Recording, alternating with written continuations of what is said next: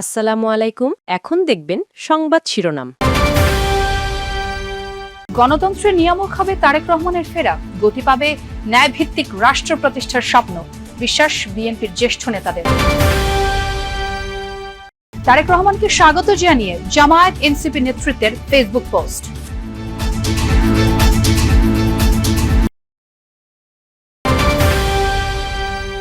বিমানবন্দরে বসেই প্রধান উপদেষ্টার সাথে কথা বলেন বিএনপির ভারপ্রাপ্ত চেয়ারম্যান। তারেক রহমানকে স্বাগত জানিয়ে জামায়াত এনসিপি নেতৃত্বের ফেসবুক পোস্ট। উৎসবের আমেজে বড় দিন উদযাপন করছেন খ্রিস্ট ধর্মাবলম্বীরা, গির্জায় গির্জায় বিশ্ব শান্তির জন্য প্রার্থনা।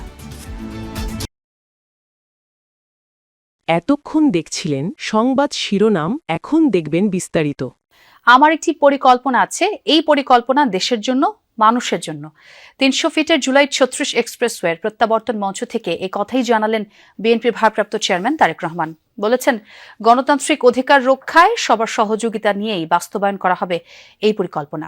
তারেক রহমান বলেন, যে কোনো উস্কানি মোকাবেলায় হতে হবে ধৈর্যশীল, আর নিশ্চিত করতে হবে শান্তি শৃঙ্খলা। জনসমুদ্র, যে সমুদ্রে শুধু মানুষেরই ঢেউ, যেখানে এক সাহসী নাবিকের ঝঞ্ঝা বিক্ষুব্ধ দীর্ঘ নির্বাসিত পথ মারিয়ে ঠিক তীরে পৌঁছে জনতার কাছে নিজেকে সমর্পণ, মুখের স্মিত হাসি আর হাত নেড়ে এই বিপুল জনস্রোতে আসলে কে কাকে জানালো অভিবাদন?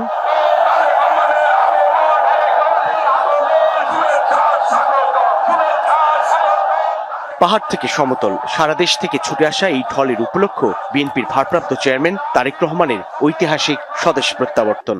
আবাল বৃদ্ধ বনিতা, কৃষক, শ্রমিক, মজুর সব শ্রেণী পেশার মানুষের গন্তব্য এসে মিলেছে পূর্বাচলের ৩৬ জুলাই এক্সপ্রেসওয়েতে, যে স্রোতে হাজার মাইল ভ্রমণ যাত্রার ক্লান্তি ভুললেন তারেক রহমান। কে নেই এই মিছিলে? গণতান্ত্রিক আন্দোলনে নেমে যে নেতার ডাকে ঘর ছেড়ে গেরিলার মতো বনজঙ্গলে ফসলের মাঠে আশ্রয় নিয়েছিলেন, যে নেতার ডাকে মামলা আর গ্রেফতারের মুখোমুখি হতে দ্বিধা করেননি, সেই সব সাহসী মুখ এসেছে এখানে। গুম, খুন, নিপীড়নের মুখোমুখি হয়ে যে জনতা ভোটের অধিকারে ছিল সোচ্চার, সেই তাদের ভিড় তৈরি করেছে এই বিপুল জনারণ্য। নবী করিম সাল্লাল্লাহু আলাইহি ওয়াসাল্লামের যে ন্যায়পরায়ণতার আলোকে আমরা দেশ পরিচালনার সর্বোচ্চ চেষ্টা করব। যে রাজনীতির নির্মম পরিহাসে তারেক রহমানের দেশ ত্যাগ, সেই রাজনীতির টানেই ফিরেছেন। সেই মানুষের কাছে এসে তিনি নতজানু, আবেগাপ্লুত, কৃতজ্ঞ। প্রিয় মাতৃভূমিতে ১৭ বছরের বেশি সময় পর প্রত্যাবর্তনে তারেক রহমানকে স্বাগতম জানিয়েছেন জামায়াতের আমির ডাক্তার শফিকুর রহমান এবং এনসিপির আহ্বায়ক নাহিদ ইসলাম। তারেক রহমানকে সদস্যে অভ্যর্থনা জানিয়ে দুজনই পোস্ট করেছেন সামাজিক মাধ্যম ফেসবুকে। জামায়াতের আমির তার ফেসবুক পোস্টে তারেক রহমানকে সপরিবারে দেশে ফিরে আসায় স্বাগত জানান। এছাড়া তারেক রহমানের এই প্রত্যাবর্তনকে গণতান্ত্রিক লড়াইয়েরও একটি ইতিবাচক প্রতিফলন হিসেবে ব্যক্ত করেছেন জাতীয় নাগরিক পার্টির আহ্বায়ক নাহিদ ইসলাম। ফেসবুক পোস্টে তিনি আরও বলেন, হাজারো শহীদের রক্তদানের গণঅভ্যুত্থানে এমন প্রেক্ষাপট তৈরি হয়েছে যেখানে তারেক রহমান ও তার পরিবার দেশে ফিরে আসতে পেরেছেন। তারেক রহমানের নেতৃত্বে ফ্যাসিস্ট সরকারকে বিতাড়িত করা গেছে। এতদিন দূর থেকে নেতৃত্ব দিয়েছেন, এখন তার সরাসরি নেতৃত্বে গণতন্ত্র প্রতিষ্ঠা করবে বিএনপি। আর এমন মন্তব্য করেছেন দলের মহাসচিব মির্জা ফখরুল ইসলাম আলমগীর। তারেক রহমান ৩৬ জুলাই এক্সপ্রেসওয়ের সংবর্ধনা মঞ্চে পৌঁছানোর পর এই কথা বলেন তিনি। ততক্ষণে পুরো এলাকা পরিণত হয়েছে জনসমুদ্রে। ৩০০ ফিটের প্রশস্ত সড়কেও তিল ধারণের ঠাঁই ছিল না দিনভর। এলেন, দেখলেন আর জয় করলেন। বিএনপির ভারপ্রাপ্ত চেয়ারম্যান তারেক রহমানের দেশে ফেরাটা অবিস্মরণীয় হয়ে ওঠে নেতাকর্মীদের আবেগে, উচ্ছ্বাসে।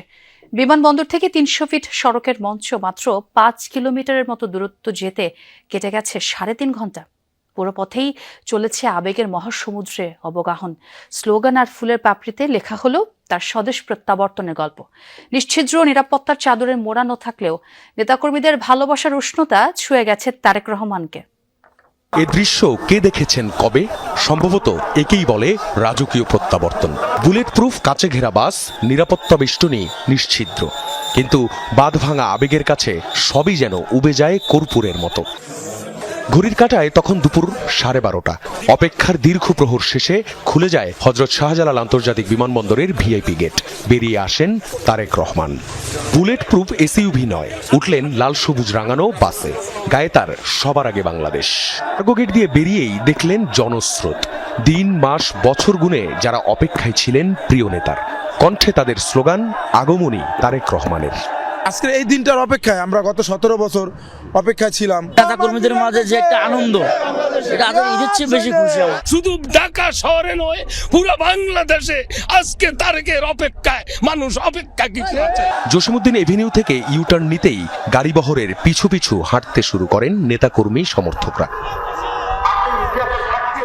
কাচের ওপাশে হাজারো নেতাকর্মীর উচ্ছ্বাস, আর ভেতর থেকে হাত নেড়ে সেই ভালোবাসার জবাব।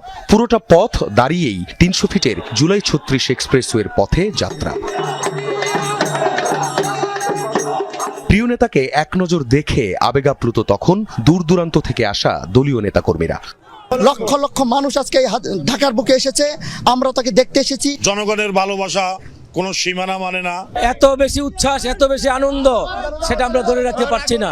সেনাবাহিনী, বিজিবি, পুলিশ আর সিএসএফ এর কয়েক স্তরের নিরাপত্তা বলয় বাসের চারপাশ ঘিরে রেখেছিল বটে, কিন্তু জনস্রোত সামলাতে হিমশিম খেতে হয় তাদের। দীর্ঘ প্রতীক্ষার পর আমরা তাকে কাছে পাচ্ছি। আমরা বিএনপি সবাই উজ্জীবিত।